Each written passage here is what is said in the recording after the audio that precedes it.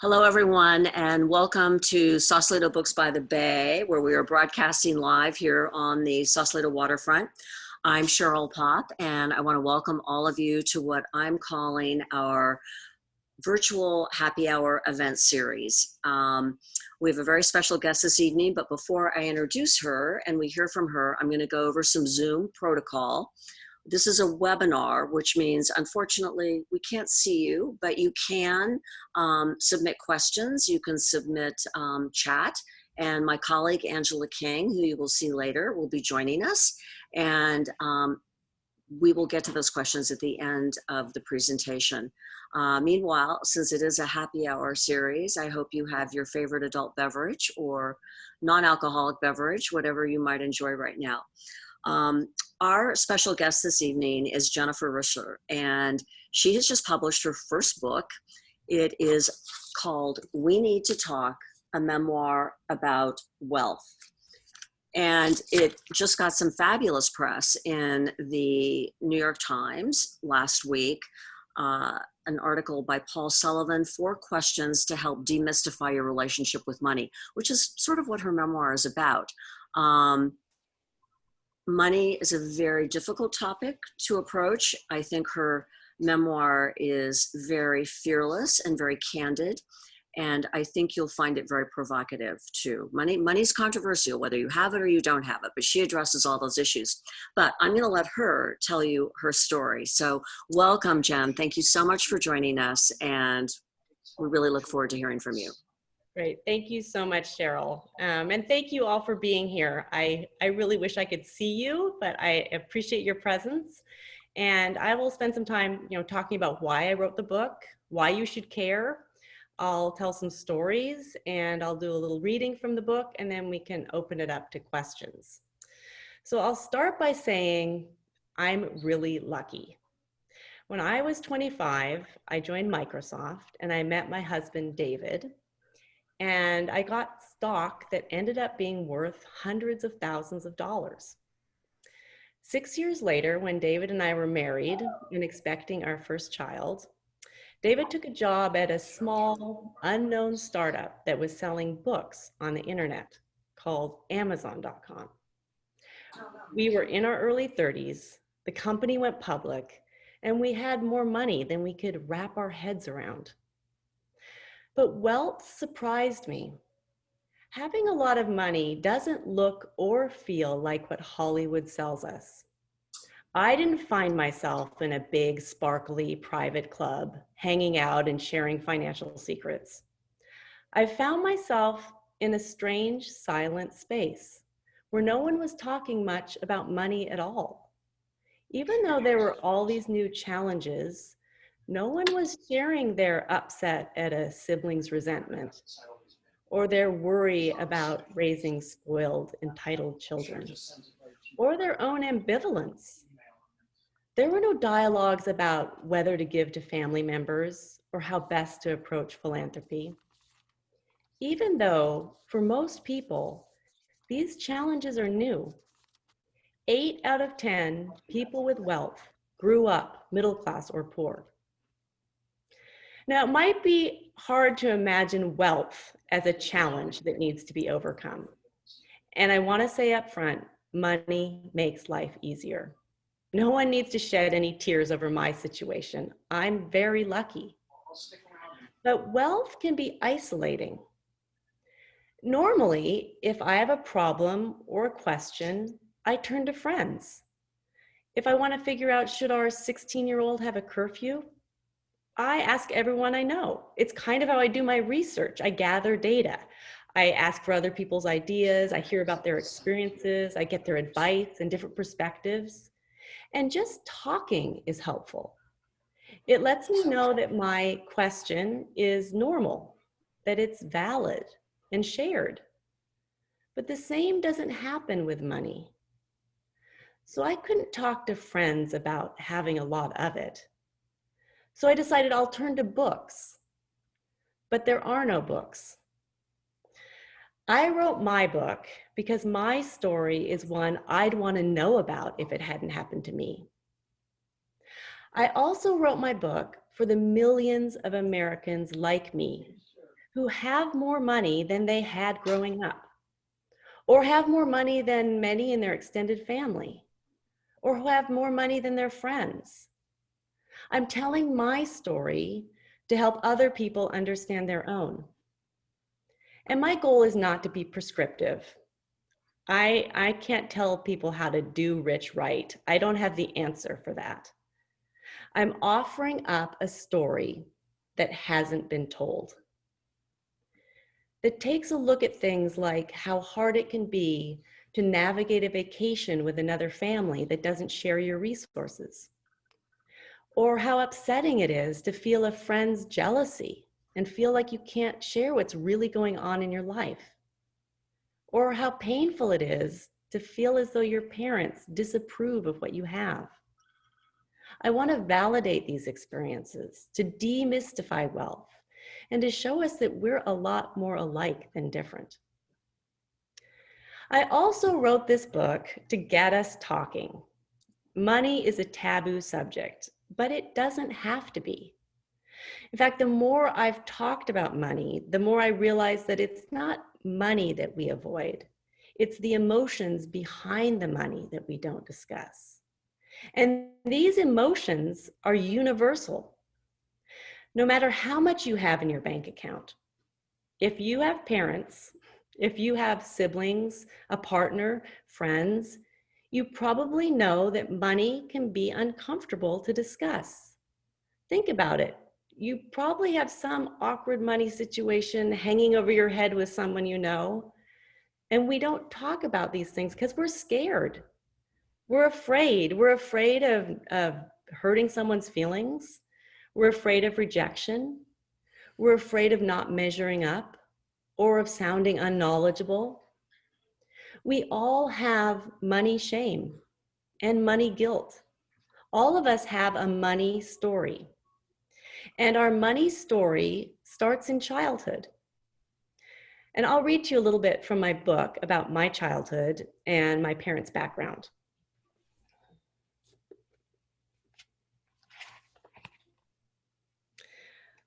While I was growing up, there had always been a rainy day lurking in the living room.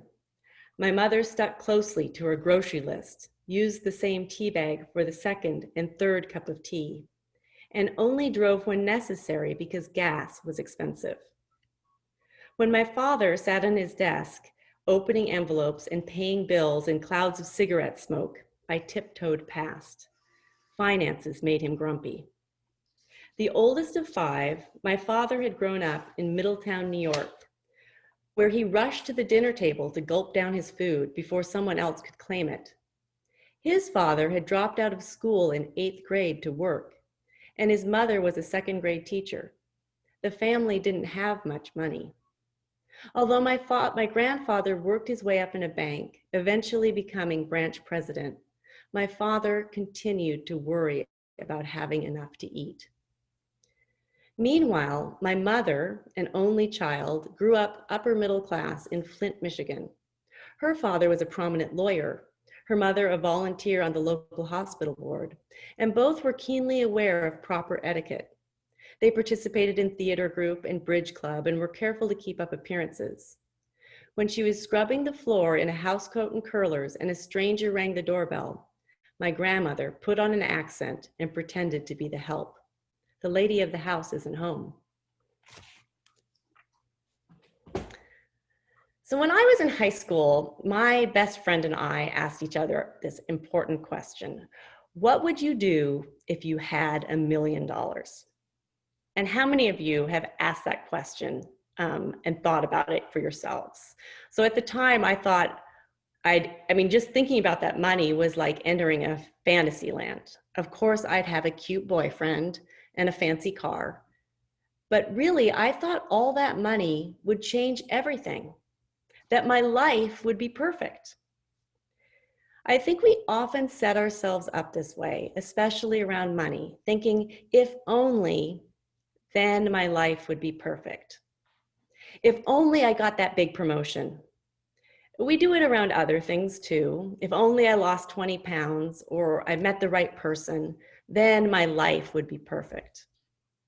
A friend of mine told me how she used to lie in bed at night, unable to sleep, thinking, if only I could make $100,000. And then she started laughing because she was making a lot more than that. And she was still lying in bed at night, unable to sleep. I had an if only happen, and I'm still me. I still have insecurities. My feelings get hurt.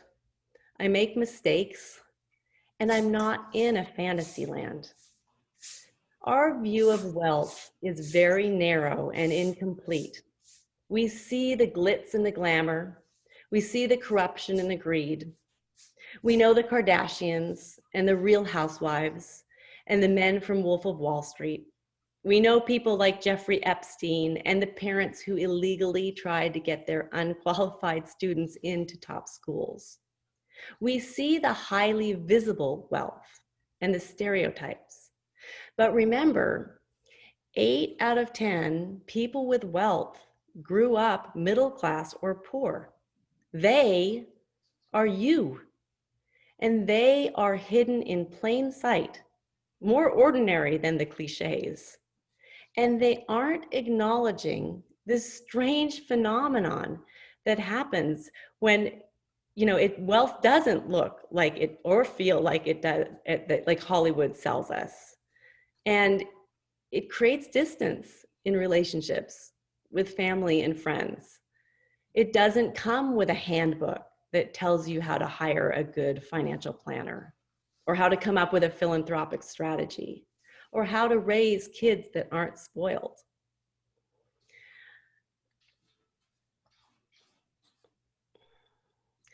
So in this situation, you might wonder, like, why aren't we talking to each other? And I feel like I know why. Well, one, money's a taboo subject, even though it doesn't have to be. And two, when you have wealth, you lose the right to complain. No one wants to sound ungrateful, and no one wants to be judged. It's easier to stay quiet. But I can't stay quiet. I think it's really important to shine a light on reality and start a conversation that isn't yet happening. There's so much suffering happening in our country right now.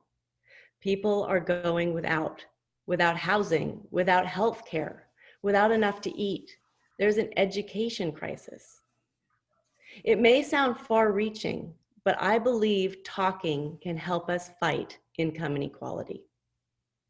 When there's a large and influential segment of our population that feels isolated and estranged, they're probably not at their most generous or empathetic. And they aren't necessarily holding themselves accountable or inspired to make change. Our silence has a lot of power. It keeps the status quo in place. When we're quiet, we aren't examining our relationship with money. We're in our bubble, unaware, and not holding ourselves accountable. I hope that my book becomes a catalyst for conversation. And in my book, I include things like private school auctions and private jets. You'll see the luxuries and freedoms that money can buy. But I also include a candid look at the personal, emotional challenges that arise. And while the specifics might be different, I bet you'll be surprised. I think you'll be able to relate to my experiences. Now, towards the end of my writing process, I interviewed 11 women. I wanted to include some different voices and different perspectives. And when I just thought about asking people to talk to me about wealth, it made me really nervous. It's not easy. I had to push through my discomfort to send just a couple emails to some acquaintances. And the response was amazing. People wrote me back right away and said, I think about these things all the time, but I never discuss them. And then when we got together, it was so validating, so comforting to talk about our children, about our parents, about feelings of isolation. We had so much in common and so much to learn from each other. We weren't alone. Speaking of alone, I spent 40, not 45, oh my gosh, 14 years writing this book. And during the process, I went to a couple of conferences and writing workshops. And I was about 4 years in when I went to the Squaw Valley Writers Workshop, which took place over a weekend. And I remember being during the opening remarks in a room with maybe 200 or 300 other people. And the speaker said, well, welcome, look around yourself. Everyone here loves the written word, has a love for the story. You're among kindred spirits. This is a weekend to learn and support each other. And I was so excited. I mean, I had basically taught myself to write. And I viewed writing as a puzzle. How was I going to piece together my experiences in a way that was compelling? How was I going to talk about money in a way that wasn't off-putting or offensive? So I was really excited to talk to other writers, but I quickly realized I didn't want to introduce myself and talk about what I was writing about. Hi, I'm Jennifer. Yeah, I'm talking about what it's like to have a lot of money. It just doesn't go over well. And I actually spent time crying in my room. I remember one woman I introduced myself to looked at me and said, "You don't look rich." I didn't take it as a compliment. But whether you look rich or not, whether you are rich or not, I'd like to invite you to get uncomfortable. Think about those awkward situations that are probably exist with people closest to you. Make that step, be vulnerable, get uncomfortable, because on the other side, there's a sense of relief, there's a sense of connection, and we have so much to learn from each other. I'll share some stories. So a friend of mine who's middle class told me that she and her husband had driven the same car for years. And she said, when that thing finally broke down, I bought an Audi Q5. She'd always wanted that car and she loved the car. But as she was thinking about visiting her sister and driving up in the car, she began to worry about being judged. In her mind, she heard her sister saying, "Ooh, aren't we fancy?" And then in her mind, she felt herself justifying the car. It was used, it wasn't that expensive. Even before she saw her sister, she was making assumptions and telling herself stories. What if she'd actually talked to her sister? When we don't talk about something, it tends to loom large and take on a life of its own. Our silence gives money a lot of power. I'll tell you another story, and this is me and my brother. I have a brother who's 2 years younger, and when he graduated from college, he went into the Peace Corps, and then he got a master's in Spanish and became a high school Spanish teacher. And this is many years ago. At this time, he wanted to buy a house, and David and I offered him $20,000 towards the down payment, but he refused our gift. He told us, he wanted to live within his own means. And his refusal hurt my feelings. I felt he was looking down on us and on our money, but I didn't say anything. And then a couple years later, when he got married, David and I again sent a check as a wedding gift, and he accepted it and thanked us. A couple years after that, when his first child was born, we again sent a check, and he and his wife thanked us. And we began sending checks every year. And over the course of many years, he stopped acknowledging our gifts. I'd write a check in December and hear only silence. It was like the money was disappearing into a void. And I began to feel resentful. I felt taken for granted. But I didn't say anything. Instead, I told myself stories. Oh, he's embarrassed. Or, oh, he thinks we have so much money that it doesn't mean anything to us. And then just a couple years ago, and I'm not proud to admit it, I just didn't send a check. And when my brother and I were communicating over email in January, at the end of one of his notes, he said, wondering if a certain year-end check is just late in the mail. Is it? And I read that and I was shocked, I was angry, and I knew we had to talk. Here I was writing a book about talking about money, but it's not easy. I had to really sit down and think about how I felt, what I wanted to say. We set up a time to have a phone conversation. And when we got on the call, I told him, my feelings are really hurt that you haven't thanked us for our gifts. And he apologized right away. He said he hadn't realized. He said that he thought it was more comfortable for me if he didn't make a big deal out of the money. And I completely understand because of how we grew up. And we had a conversation, which was such a relief. That conversation brought us together. And as two people who love and trust each other, we put money in its place, not as something bigger than us, but as a tool. And after we were connected, we could talk about money like a tool. He said, I don't need that money, but I really appreciate it. And I'd never asked him, and I didn't care, but I asked him what he used it for. I was curious. I wanted to know. I wanted to be part of his life. Another story with a friend, a good friend of mine, who a year after the fact, she told me, we almost didn't invite your family to join ours to see a Cirque du Soleil show.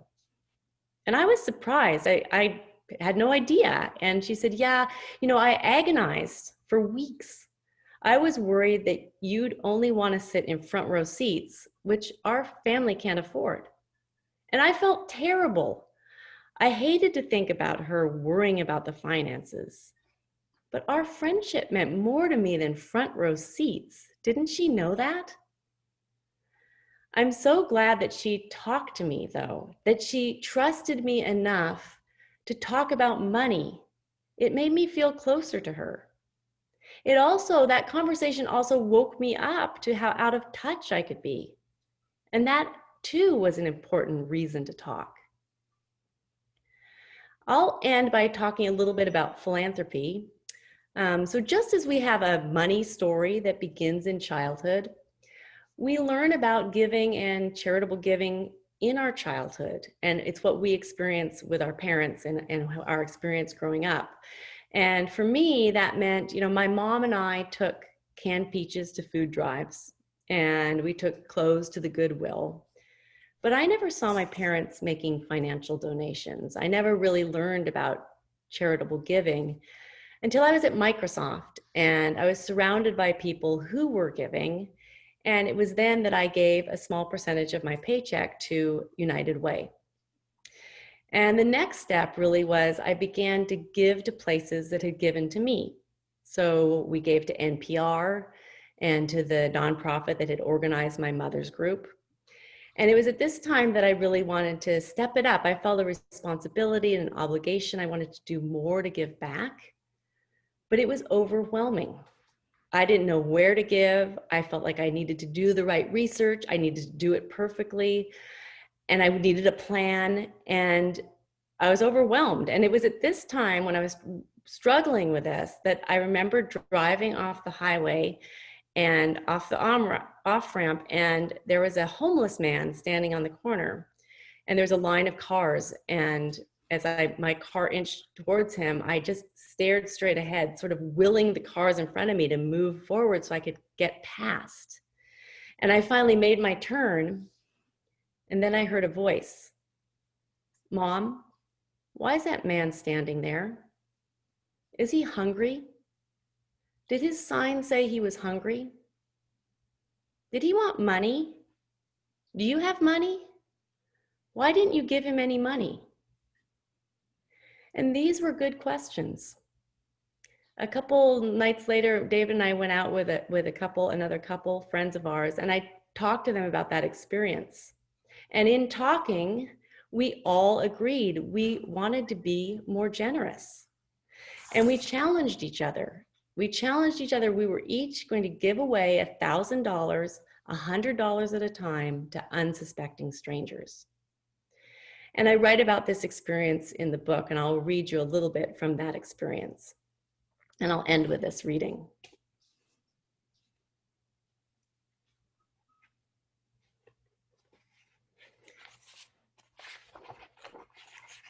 The following week, with a $100 bill folded in the pocket of my dark purple coat, I walked into the dry cleaners to the sound of the bell and the smell of hot wool. After paying and picking up the clothes, hardly noticing the metal hangers digging into my palm or worrying about the dangers of plastic bags, I focused all my energy on getting the timing right. "Happy holidays," I practically shouted, handing the woman $100. After years of greetings and pleasantries, it was as though the two of us saw each other for the first time. We stared. I smiled. She nodded. "Thank you very much," she said. "You're welcome," I said. "Thank you. It's always a pleasure to come in here." Then I scurried out the door. That evening, when I told David about the experience, his face contorted. "I gave some money away today too," he said. "You know the woman at Starbucks? The one who makes the perfect latte foam?" I asked. "You gave her $100? "I did," he said, "but, well, I went in there planning to tell her what a great barista she was, but there was a long line.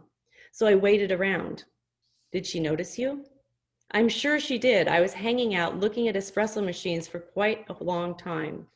Finally, I got a coffee as an excuse to talk to her, but it was like a comedy. Just as I got to the counter, she went over to arrange things on the shelves." "What did you do?" "It was so awkward." "Why didn't you just leave?" "I should have, but I was determined. I went over and let her know that we thought she was a great barista, and I handed her $100. But she refused to take it." "Oh no. Yeah, it was bad," he said, beginning to laugh. "It got worse. I didn't give up. I insisted. Finally, she told me to put the money in the tip jar." "Did you?" "Yes," and then ran out of the store. Several weeks later, David had more success.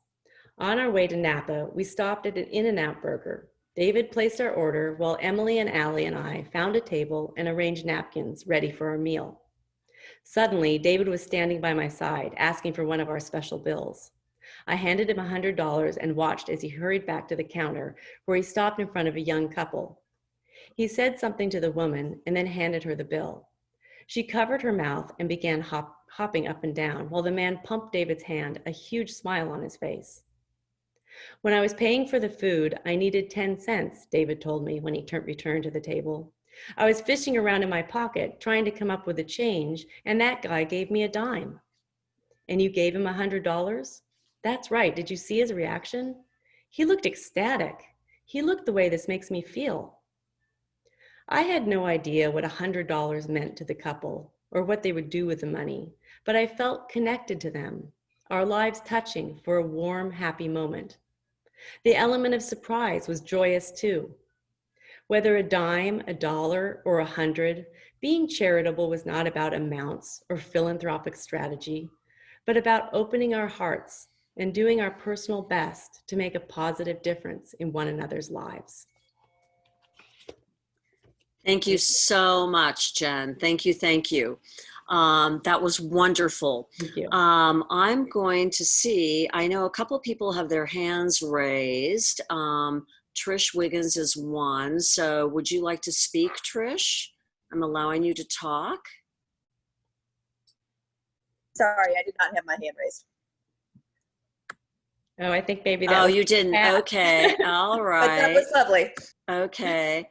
Are there are no open questions that I see, but I know, oh, here's one. Okay, Angela, do you want to, while you look at that, I'm going to ask a question Okay. that you touch on in the book. You had this incredibly fairy tale, right time, right place in your early 30s, your net worth was 40 million. How do you, and you had children, how do you instill the right values in your children? My personal take on people who've been lucky, as you say, and that fortunate is, I'm so happy for them.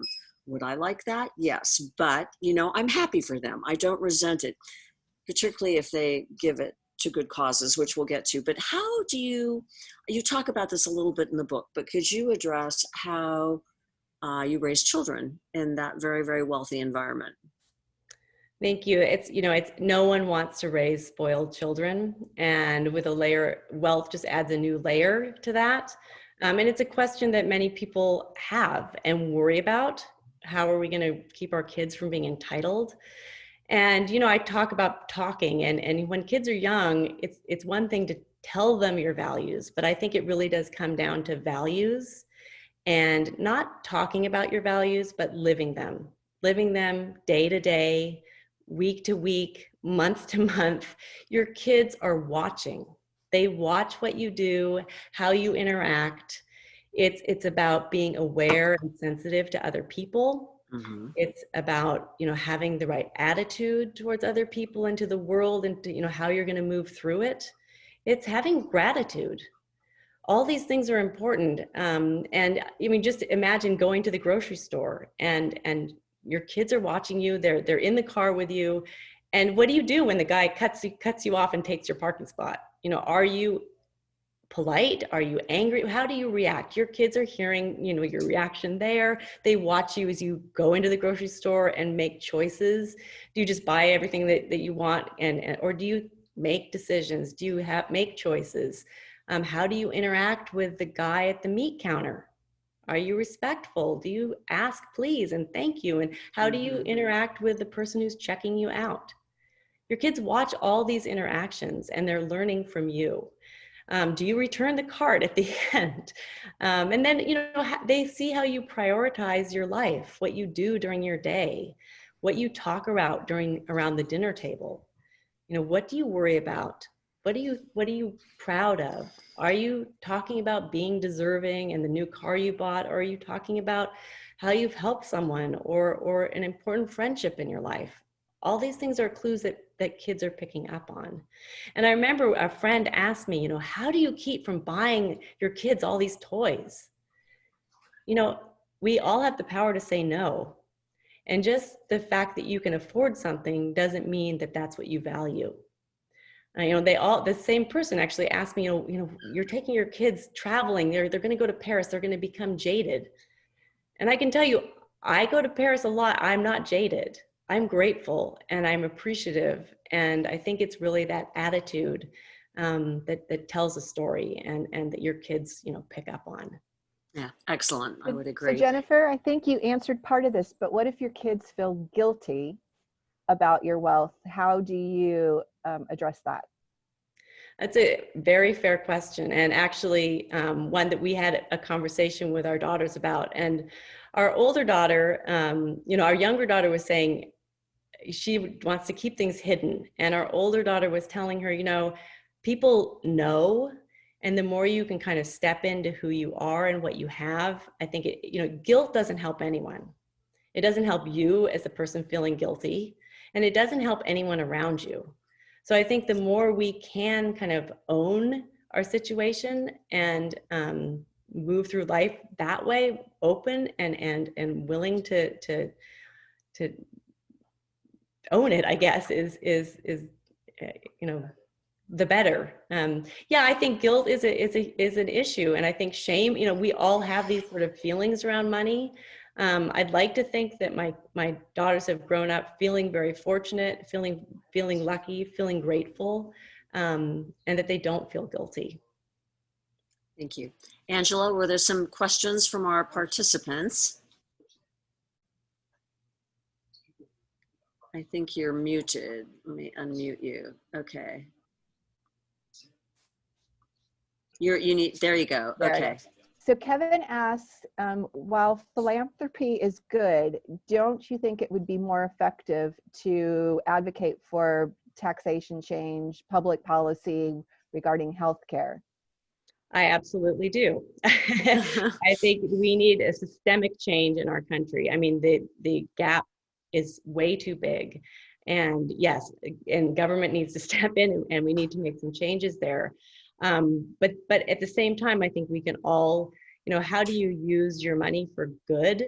How do you use your wealth for good? Yes, I think it's how do you use your life for good, I think is the real question. And so my husband started a nonprofit 10 years ago. He co-founded World Reader, which gets digital reading programs to kids to keep them learning.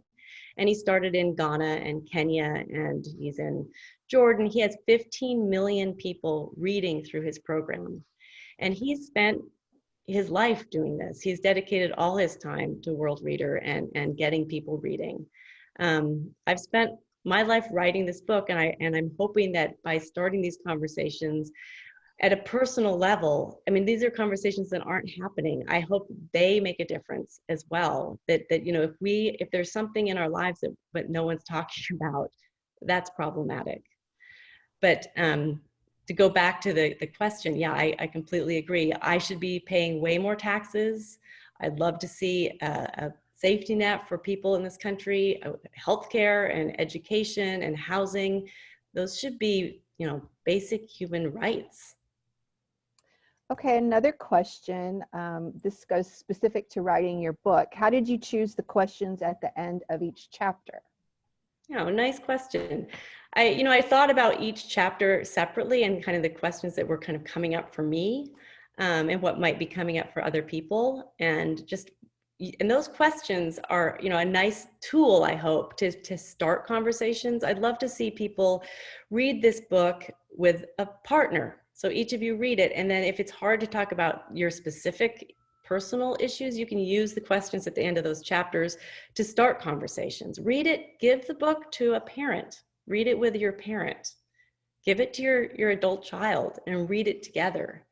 I hope these questions, you know, spark conversation, and get us talking, and then get us into a more personal conversation as well. Okay, another question. Do you believe in public or private school? Oh, I believe everyone deserves an excellent education. I would love to see all children get an equally good education. That should be a priority in our country. And I think it needs to be, you know, I'm not an expert in policy, or I'm not a politician, but I'd love to see everyone have access to the same education. Okay, another question is, how do you respond to someone who says you should give all your money away? Well, you know, we're working on that. So my book actually was supposed to be published in May, and, you know, in May, that was a difficult time. So when we went, you know, when quarantine happened and Dave and I were sitting in our backyard, we had doubled down on all the nonprofits that we usually give to. We accelerated giving. We wanted to do more. We wanted to do more. We have this resource, and so many people are suffering. So many nonprofits who are helping the people who are suffering are suffering themselves. Their funding is drying up. They're unable to hold their luncheons. David's nonprofit was suffering too. I mean, our hearts were going out to nonprofits, and we wanted to give to nonprofits. But we thought, you know, we can do more if we have people join us and we inspire people to join us. So we created this challenge called Half My DAF. And DAF stands for Donor Advised Fund. And donor advised funds essentially are like a charitable checking account. And people can open these donor advised funds. They get a tax break when they put the money in, and then they write checks, and it's sort of an organizing mechanism. But what's happened in over the last few years is that money's getting stuck in the donor advised funds. People are putting it in, but they're not moving it through and putting that money to work. And to inspire people who have money in donor advised funds, we offered $1 million in the form of matching grants. People had to commit to giving out half of the money that was in their donor advised funds. They could give wherever they wanted. David and I sort of took ourselves out of that equation. Our goal was to get people to give. So I'm happy to say that people joined us on the pool side. So we had $400,000. So we were able to give away $1.4 million. We had selected a number of matches in mid-July. We gave $600,000 worth of matches to 147 nonprofits. And we're going to be doing the same thing at the end of September. And our $1 million has helped move nearly $7 million. So that in and of itself is a success. I think also a huge success is the community that it's built. I've been really heartened to have people tell me this is the nudge I needed. I'm now having conversations that I wouldn't otherwise be having. I'm sitting around the dinner table with my adult kids talking about where we should give, how much we should give, what our values are. Nonprofits have, you know, they're super grateful. This is an opportunity for them to reach out to donors. Because in the end, it is a lot about relationships and connections. And I'm really happy with the way that this has kind of built a kind of a groundswell of giving. This sort of goes to that. How would you encourage a younger generation of people with wealth to continue to give or to learn how to give? You know, giving, you know, it starts, like I said, with childhood, and it takes practice. It's sort of an evolution. And so if people grow up surrounded by parents who are giving, I mean, they're more likely to kind of have used that muscle and be, you know, good at it. It takes some time to understand, you know, what you want to do with your resources, and follow your heart and give. So what's my recommendation? You know, I don't, again, want to be prescriptive and offer advice as much as maybe share what we've done. And that has, you know, been for our kids, you know, we have led by example. You know, we've taken them to Ghana and Kenya. They've been in classrooms with kids, with people like them, right? Reading with these kids. When we've traveled, we've volunteered. We spent a couple of weeks teaching in a school in China, living in a dorm. When we helped a family get into a house in Vietnam. We went there, we painted the house, we were with the family. So I think it's those experiences that instill sort of a culture and a you know, sense of giving, you know, day to day.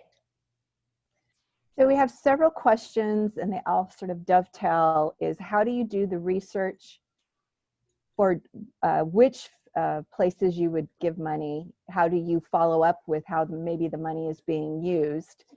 And the last one is, how much do you think is appropriate to give to each facility that you may support?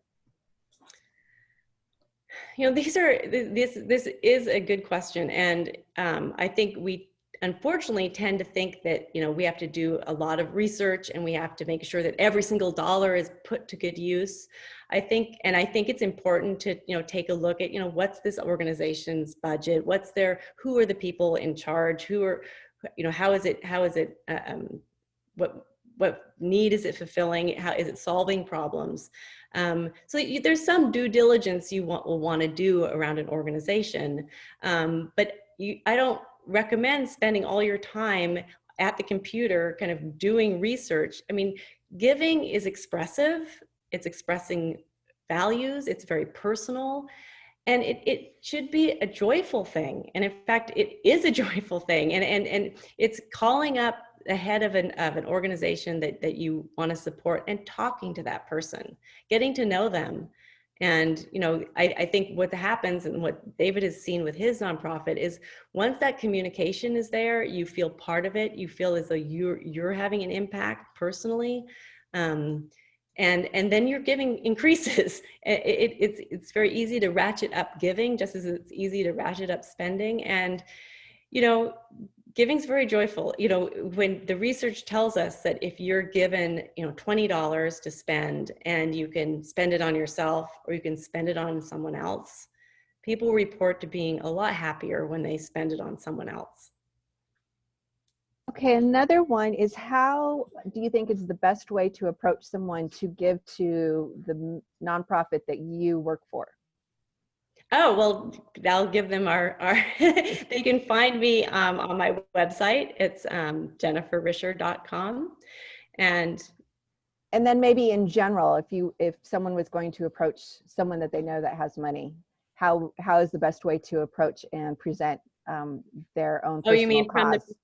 from the perspective of a nonprofit? Yes. You know, we're all human.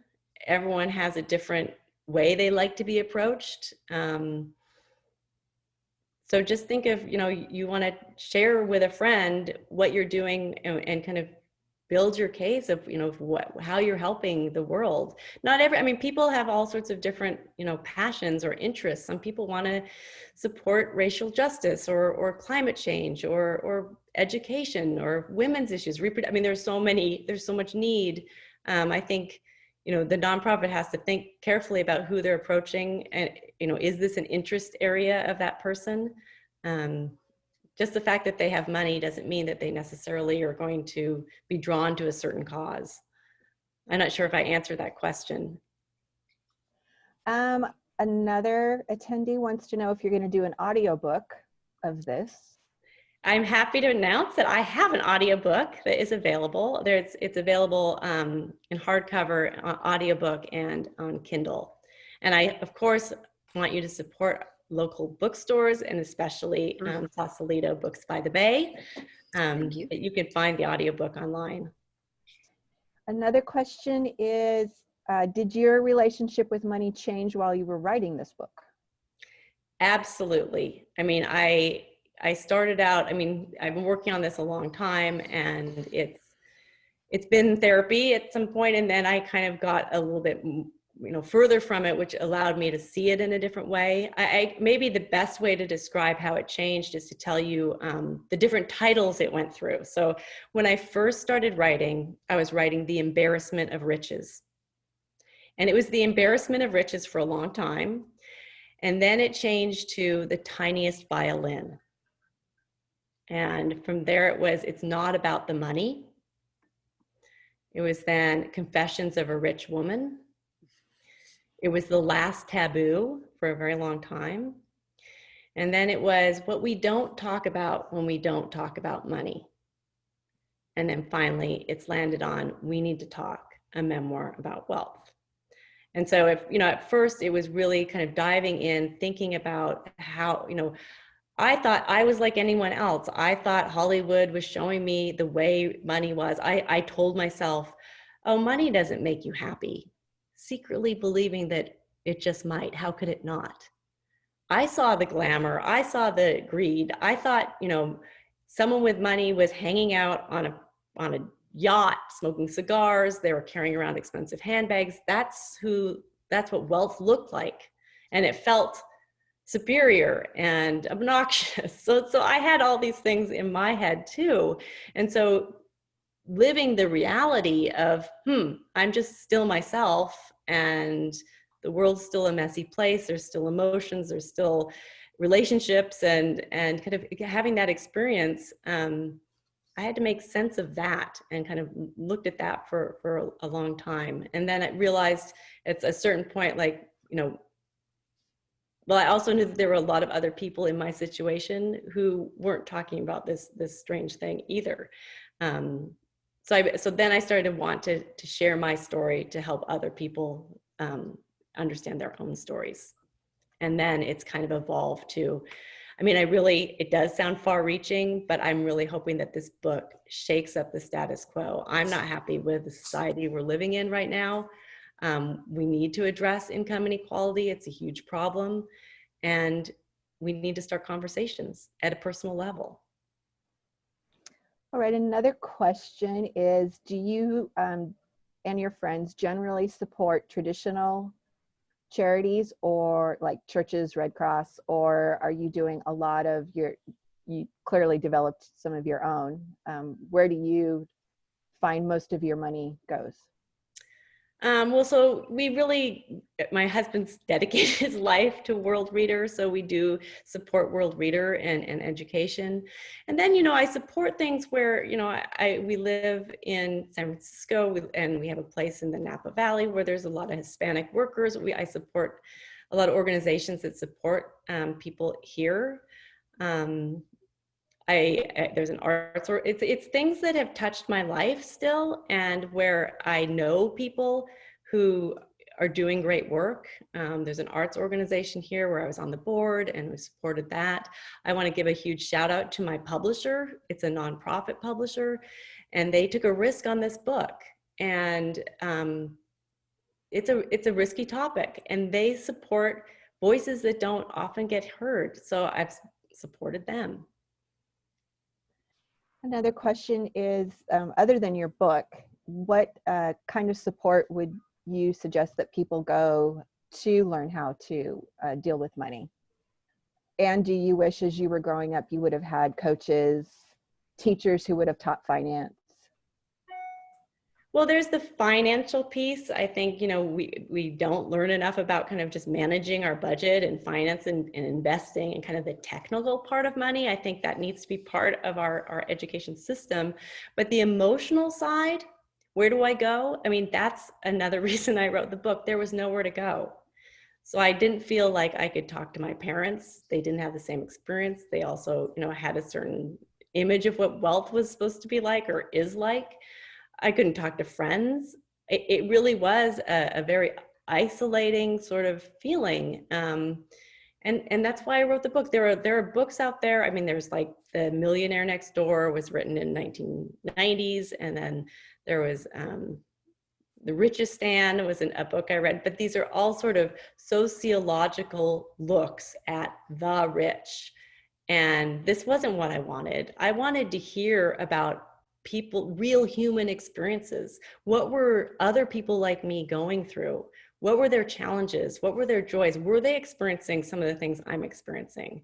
And the answer, I have to say, this book's been really well received by people who are in my situation. I mean, I've had people thank me. I've had some really wonderful notes because there isn't a lot of places to turn when you're new and fumbling around and don't know what you're doing. Another question is, do you think that money has changed you? Would your family say the same? Money I used to think, and I worried for a long time that I was going to become obnoxious. But I've learned, and for better or worse, money does not change you. I also thought maybe I'd be more glamorous or more gracious or graceful or something, but I'm so myself.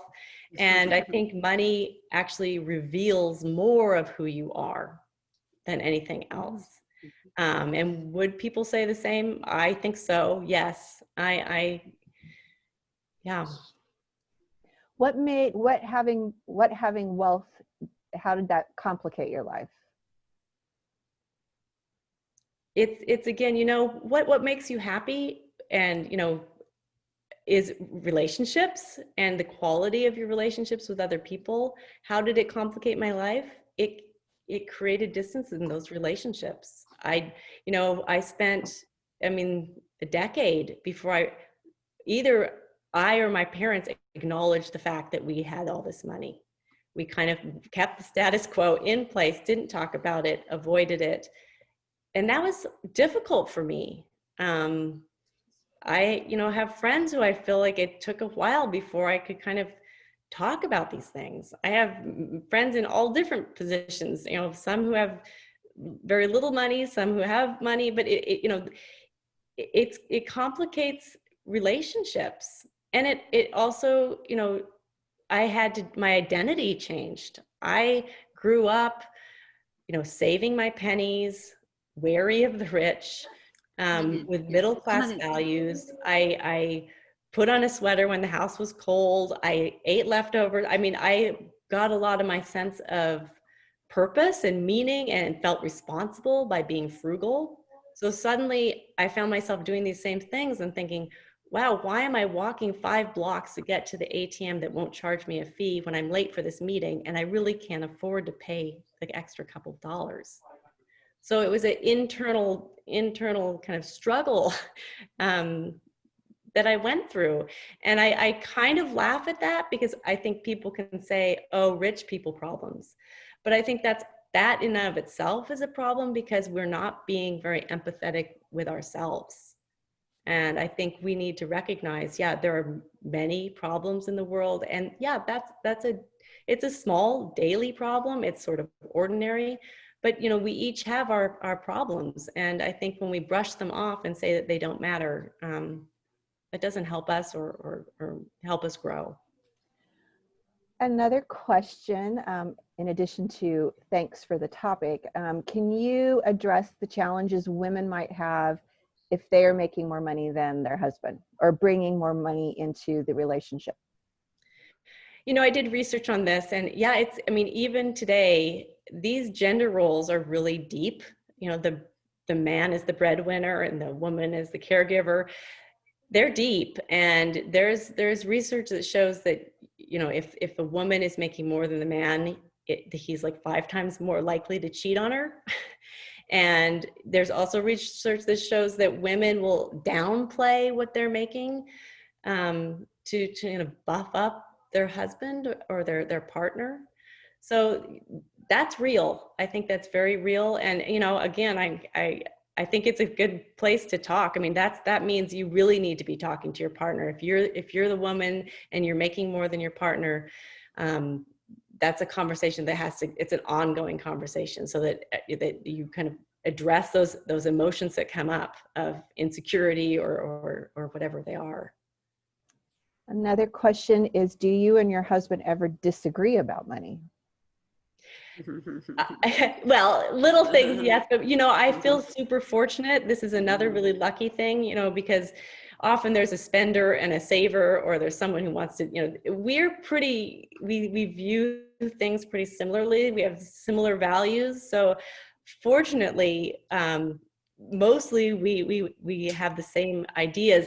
I would say, actually, I benefit from him being able to spend more easily than me. So he helps me kind of let go. And actually, I struggled for a long time to actually enjoy, this thing has happened. It's kind of amazing. And I want to enjoy it. I want to give it. I want to enjoy it for myself and our family. It's so wonderful to be able to share with friends and family, and kind of letting go and enjoying it. I think my husband's helped me in that realm. How has your family received the book? Your kids, your parents, your sibling? I think with my kids, mom's book has been part of their lives growing up, because mom's always writing her book, mom's book. And, there were several times where I thought, I can't publish, this is never going to get published. I have to protect my kids. And, they're older now, they're in their 20s. And before I kind of agreed to, decided that I'd publish it, they both read it. And having read it, they felt like, yeah, this is a great story, and it's one that needs to be told. My parents, the same way. My mom has been a big supporter and done a lot of reading of my book for me, which has been really wonderful. So in the end, I think my family is behind me and supporting me, and that really is a huge help as I get out here and talk about this tricky topic. And I think this might be the last question I see is, what kind of estate planning are you doing? Oh, I want to get rid of all our money before we die. So, I mean, I'm not taking it with me, and my goal is not to leave a huge legacy. What did Warren Buffett say? You want to give your kids enough so that they, someone help me out. No one can help me out with this. Give them enough so that they, I can't remember there's something very smart that someone said about kind of giving them enough so that they can move forward, but also, not so much that they don't do anything. And I kind of like that concept, and I have the concept, but not the words for it. Thank you, Okay. Jennifer. Oh, was there another question, Oh, Angela? well, I was just going to say there's a woman, Jenny, that might like to talk to you a little bit more offline. If she could Go to my website. On my Or go to the website, there's a contact, and you can email through that contact. Thank you, Angela. Thank you all for joining us this evening. I want to thank Jen for a fabulous presentation. Everybody had great questions.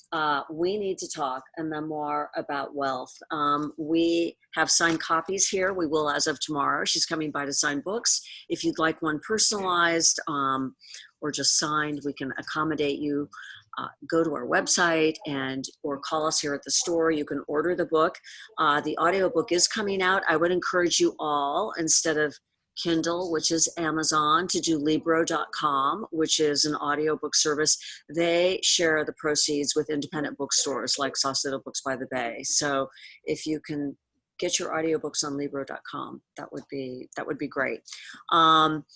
Thank you, Jen, for all your philanthropic amazing contributions that you have made, and for penning a book that, whether you have money, you don't have money, it makes you angry or you like it, it is a catalyst for conversation. This whole book is so, makes you think about it, and it was something we did need, and I thank you. So thanks again to all of our, everyone who joined us this evening. And I guess I have one last question. Is there another book in the pipeline? You know, that maybe won't take 14 years. Yeah, I wish I were able to meet people in person and gather more stories, but right now I'm really focused on getting the word out, trying to really encourage us to get uncomfortable and have those conversations. So I'm going to be focused on that. That's my that's my goal. That's Thank great. you so much for hosting me. Thank you, and thanks to everyone. Have a good evening and be safe. Be safe and be well.